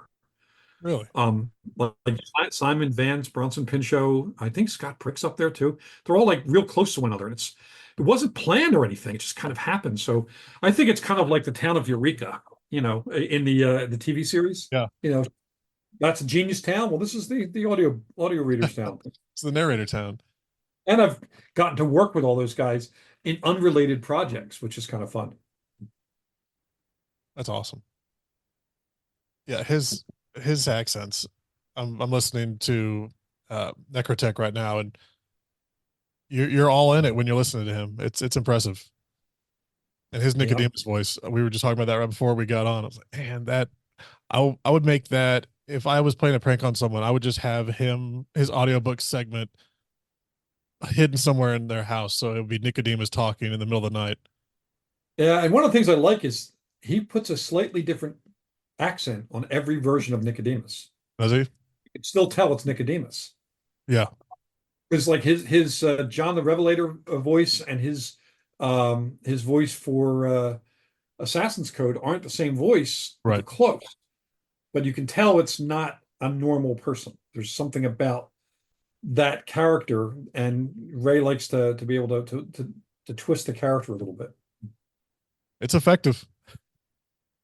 It is. It's fun for him too. I know, 'cause he likes, we have such a good relationship that he keeps saying he's going to quit doing audiobooks, except for mine.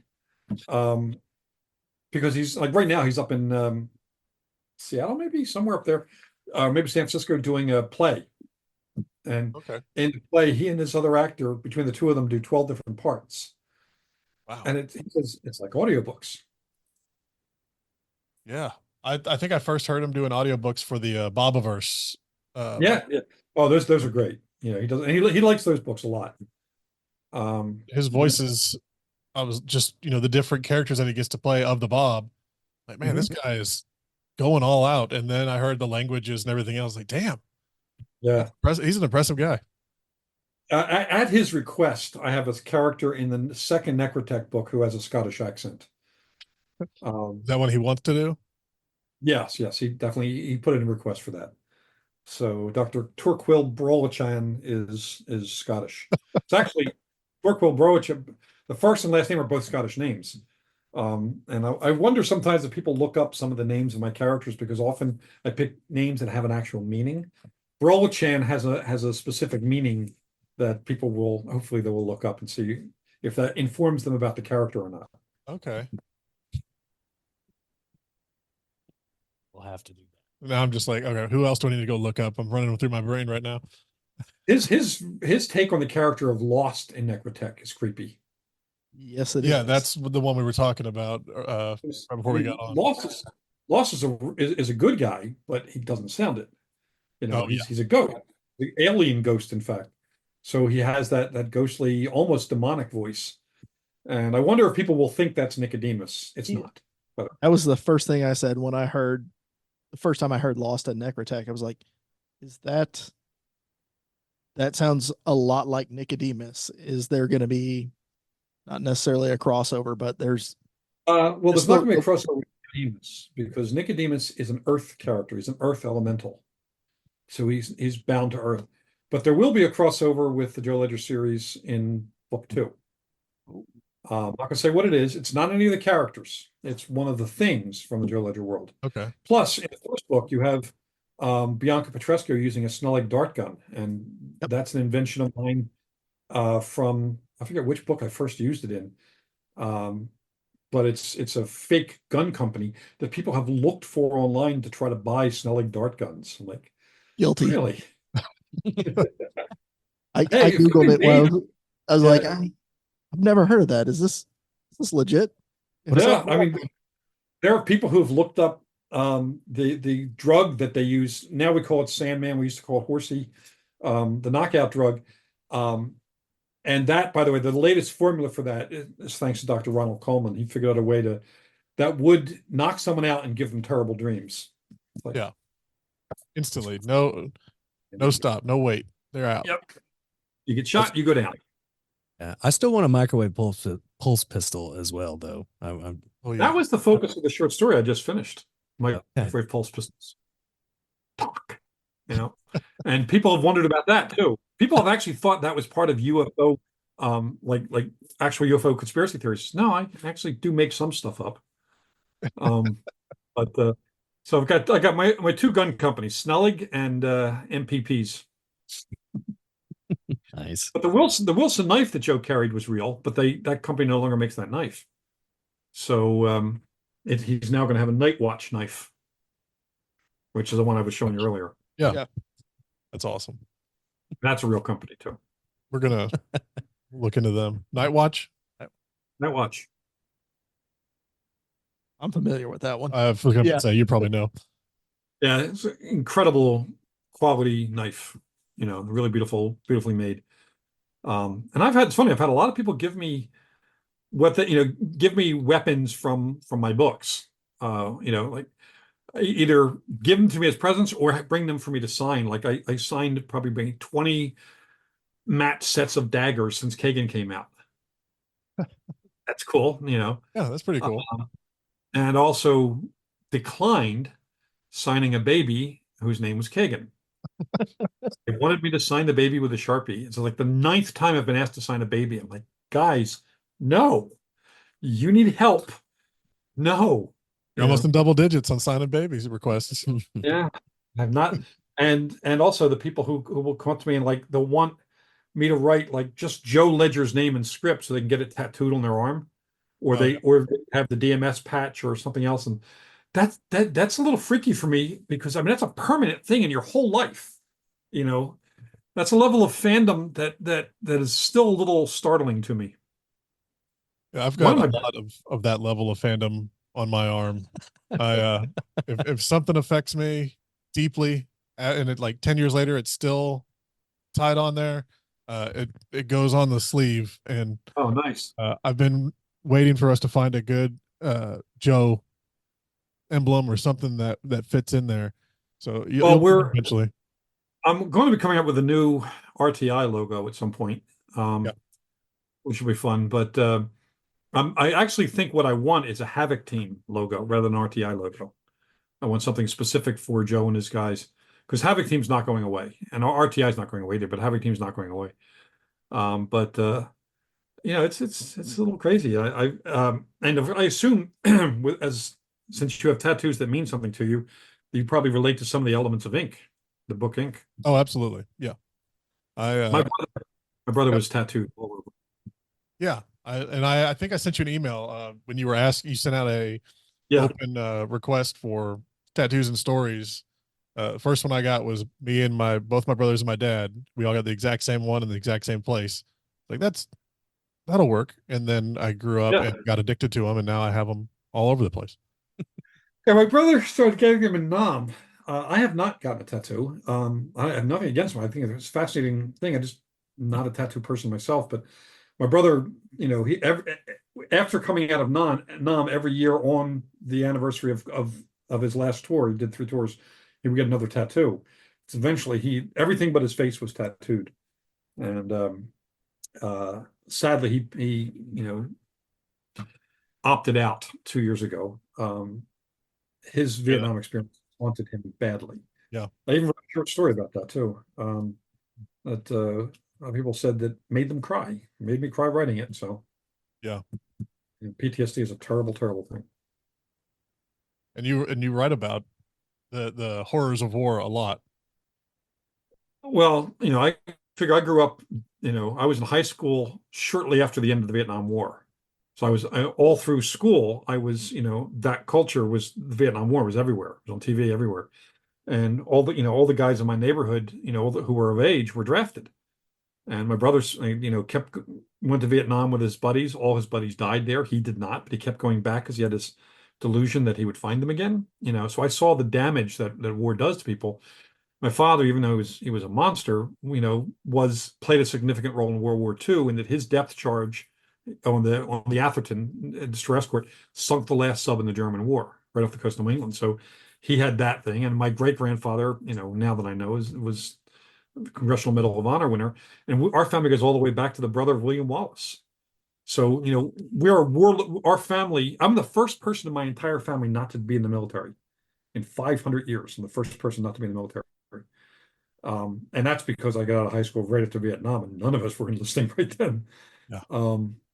Yeah, and I have so many friends who are military, and I've seen what military can do for you as a person, what hell can uplift and build and so on, and also the damage it can do. And I'm so frustrated with the government. I don't care who's in the White House. The government does not support its vets properly, and it never has.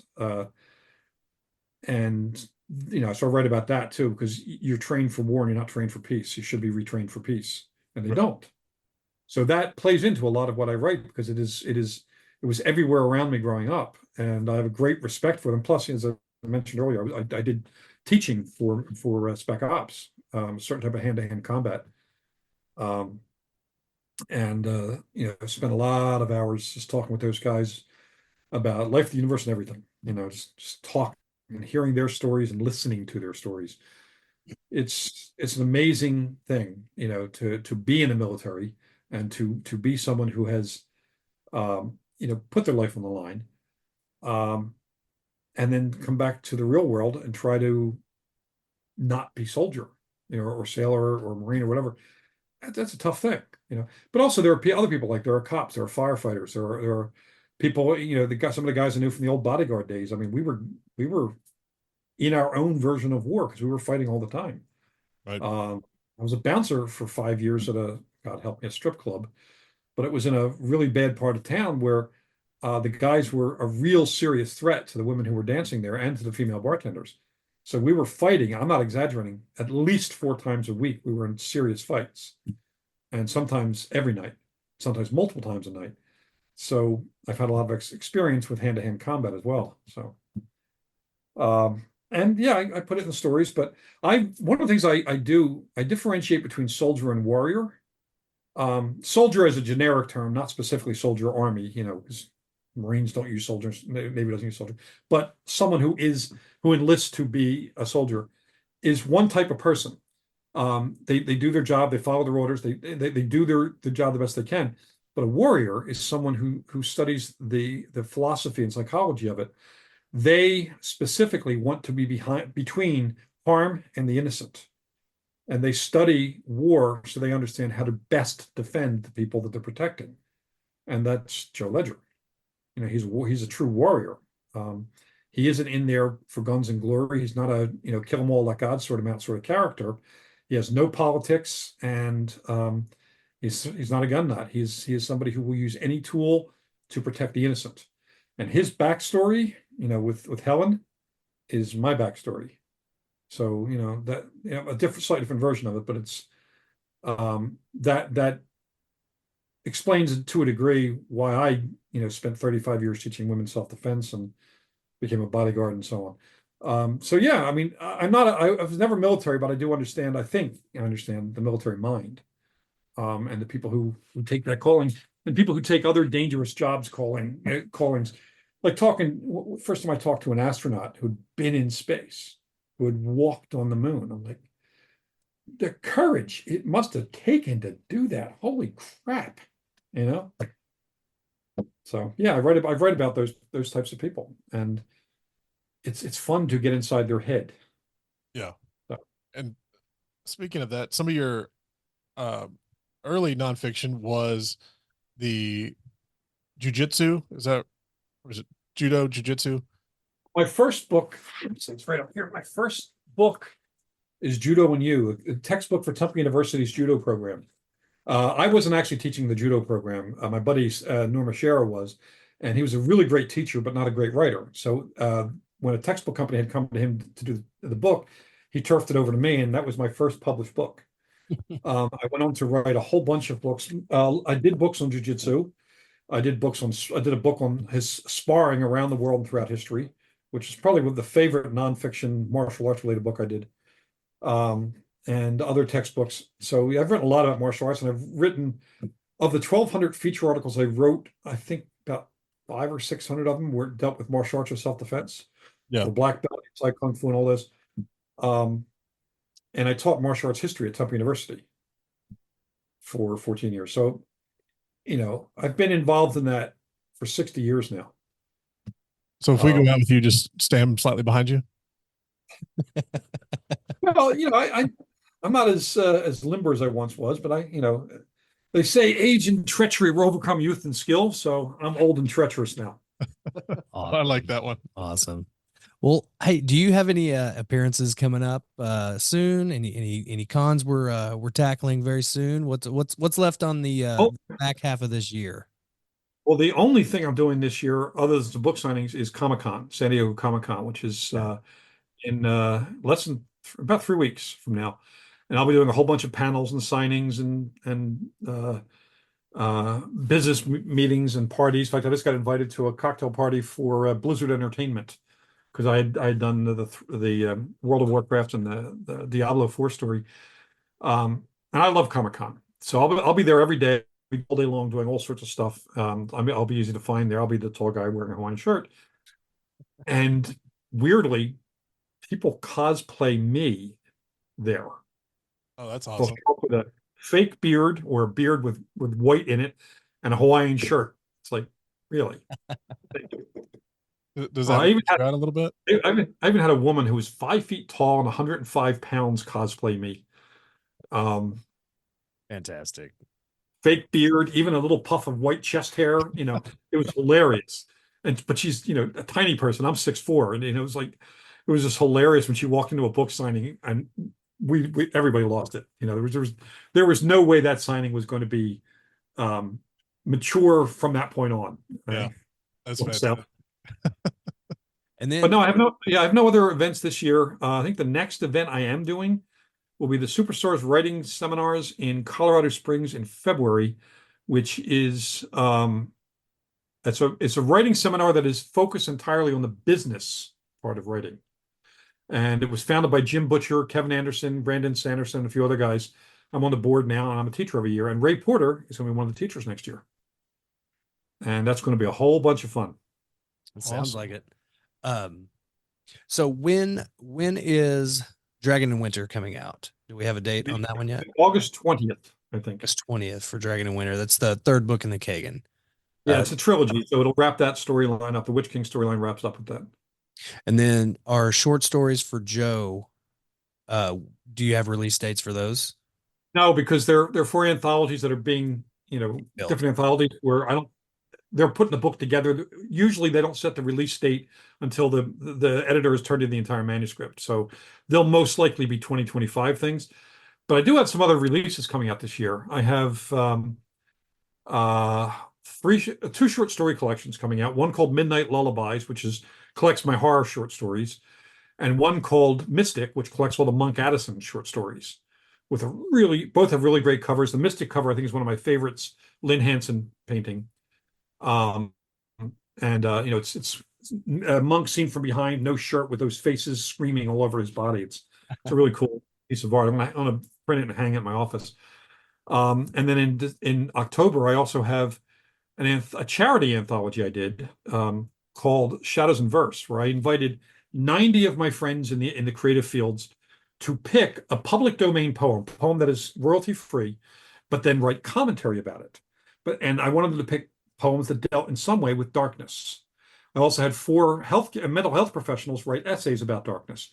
So that will come out, and 100% of the proceeds from that, and from everyone, no one's taken a penny, 100% of that will fund scholarships to superstars writing seminars. And we have Neil Gaiman, R.L. Stine, Shane Black, the screenwriter, producer, Charisma Carpenter, and Amber Benson from Buffy the Vampire Slayer, Harold Perrineau, who stars in From, one of the best horror shows on TV right now. Do love that show. Yeah, Michael Grey Eyes, just everybody, some of the biggest writers right now, like Brian Keene and Alma Katsu and Christopher Golden and Mike Mignola, they all contributed to this. And it's one of the books I'm most proud of, because poetry means a great deal to me. I read poetry aloud 45 minutes every day before I start writing my novels. So a book of poetry, of dark poetry with this commentary, just is the kind of book I would have gone out of my way to buy. So Yeah. I decided that. And so I have those 3 books coming out this year. I have another issue of Weird Tales, our monster issue, coming out in October, which has stories of Peter Klein's. Wayne Brady has a piece of flash fiction in it. And God, also I have so many people, and I can't remember offhand who else is in it, but a lot of really cool stuff.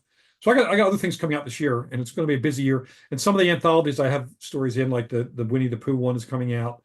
I have one a Mr. Church story, where Mr. Church is set during World War II, where he meets the grandmother of my Sam Hunter character during the battle there was a key battle in Italy near Rome, and they're in that. And so that anthology is going to be called Combat Monsters. So I have a story in that. I'm in a whole bunch of anthologies, and plus the Joe Ledger graphic novel will probably be out by the end of the year. Fantastic. Awesome. That's fantastic. So, well, this has been a whole bunch of fun, guys. We appreciate We could it. sit here and go on for hours, but yeah, we'll let you go. When I can talk more about the Joe Ledger TV stuff, I'd like to come back and talk about that with you. That would guys. be phenomenal. That would be amazing. I think we had a session here one night. Who would you cast as Ledger, Bunny? Oh, yeah. We went through the whole mix. So who would you cast as Ledger? I think it's changed over the years. I know you had one that you stuck with. It changes. I know for a while there, Guy Pearce, it was kind of in the brain, and this was years ago. I always kind of go back and forth on who I would. The Guy Pearce is Sebastian Galt for me. Oh yeah, that'd be we love Galt. one of the best bad guys I've read in the last decade. I love that character. I originally had, if you were familiar with Lost, the guy that played Sawyer would be. I thought he would be a great, as far as look. Yeah, and actually, he was one of the guys I thought about early on. I can't remember his name off the top of my head. Played the character Sawyer, and he was great. He was in Colony and a couple other things. Can't remember his name off the top of my head. Great actor. It's funny, when I first created Joe, he was half Thomas Jane and half Ryan Reynolds. Oh, Thomas Jane would be phenomenal. It's because of Thomas Jane that Joe Ledger is from Baltimore. Because that's where Tom. And Tom played the Punisher. Punisher was one of the first comics I ever wrote for Marvel. So, and Tom's a really crazy guy, but a great guy. Yeah. But right now, like the one I was leaning toward before I had the conversation with this producer director, was Gabriel Brasso, who stars in a show called The Night Agent. He's an actual martial arts champion. He's 6 foot tall, blonde haired, and blue eyed. He is Joe Ledger. And weirdly, Dakota Fanning had expressed interest in being Junie Flynn. Really? So but I don't know. They may for the TV show they may go for somebody more well known than Gabriel Grasso, but I think he'd be great. Also, he's starring in a friend's book in the TV show based on a friend's book. So I don't want to steal him. Yes, I do, but I can't say that. But and we've been talking about Lawrence Fishburne as Mr. Church, and that may actually happen. Oh, really? Oh. That'd be good. I think I had Clancy Brown as my church in my Clancy original. Brown has always been one of my favorites. I would love if he went up as Church, I'd be like, I'm all in because you can imagine he used to be a tough sumbitch back in the day, you know. And he still looks like, you know, if you got on his wrong side, he'd have some things to say to you. Oh yeah, he's got the history to Yeah. back it up. Just anger. Yeah, he does. Who would you put as And- Fox? As Vox? Yeah. Ray Porter, for sure. Oh yeah. Originally, I had based him on the comedian, oh God, what else is his name? Something White. Lewis, not Lewis White. What's his first name? He's a big guy, always drinks Ron whiskey. White? With, Ron White. yeah. Oh yeah. That's who that visually, if you Yeah, think of Hugo Fix's description, that is Ron White. And he was just starting to get into acting a little bit, but found out it wasn't his thing, so he didn't do more. But that's who I would have wanted back then. But now Ray Porter for sure. And also Ray Porter said if there's ever a movie version of Ink, he wants to play Owen Minor because it's his favorite villain he's ever played. Really? You know, ever done. Yeah. You like that character because that's the creepiest. But Toys is a tough one to cast because you want someone who's contemporary. Originally, I had thought the guy who played the foster brother on Orphan Black would be a good Toys. And I can't remember the actor's name. It's been a lot of years. Did you guys ever watch Orphan Black?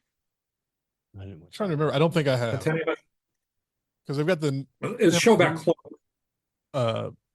a new one. They have of a new those one coming out. a spinoff. Well, there's a new one out now with the gal who played Jessica Walker, Kristen something is playing is in the new original was Tatiana Maslany who went on to play She-Hulk. But there was an actual episode. This freaked me out. An episode where they're walking, a bunch of characters are kind of hiding out from the bad guys, and they hide out in the basement of a comic book shop.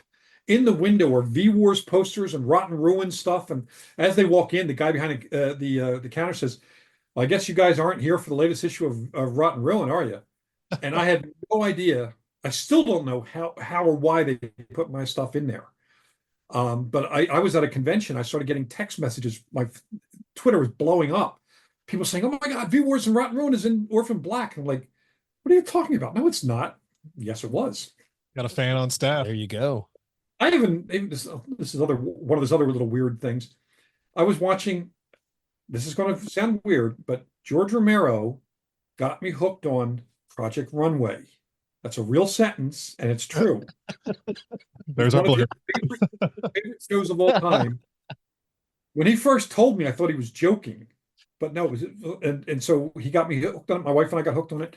And there was an episode of Project Runway where they were doing fashions inspired by superheroes, and they showed a piece of comic book art, and it was from my Captain America Hail Hydra. It was the Falcon, Captain America, and Black Panther all standing there, and that's the piece of art that was the inspiration for this one designer's work. And I'm like, this is surreal. I'm not even stoned, and this is actually happening. And the last thing I'll close with is I didn't know. Did you guys see Black Panther: Wakanda Forever? I've seen pieces of it. Yeah. I didn't know how much of that is based on my comics. 40% of it is based on my comics. I had no idea until my son and I were in the audience at the world premiere.